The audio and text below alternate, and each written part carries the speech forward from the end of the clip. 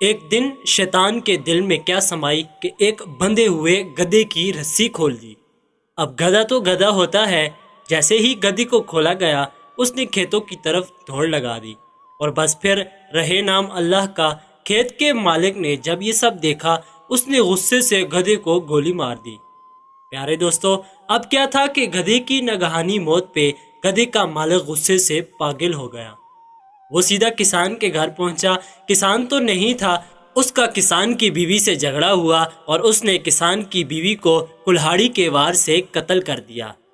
کسان نے جب واپس آ کر اپنی بیوی کی لاش دیکھی تو اس نے جا کر گدھے کے مالک کو گولی مار دی۔ اپنے شوہر کی لاش دیکھ کر گدھے کی مالکن اور اس کے بیٹوں نے قسم کھائی کہ ہم جا کر کسان کا پورا گھر مکینوں کے ساتھ جلا دیں گے۔ شام میں گدھے کے مالک کے بیٹوں نے کسان کا پورا گھر جلا دیا۔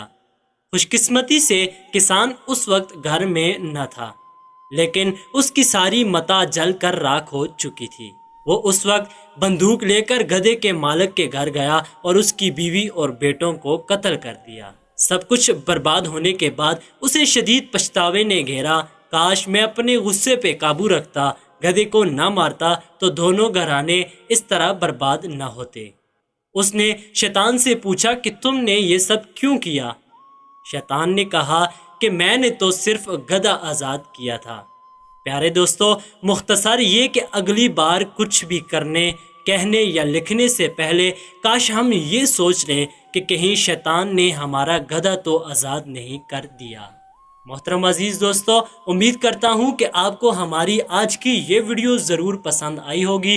ویڈیو پسند آ جائے ویڈیو کو لائک اور شیئر ضرور کیجیے گا، اور مزید اگر آپ ایسی ویڈیوز دیکھنا چاہتے ہیں تو نیچے کمنٹ باکس میں اپنی رائے کا اظہار ضرور کیجیے گا۔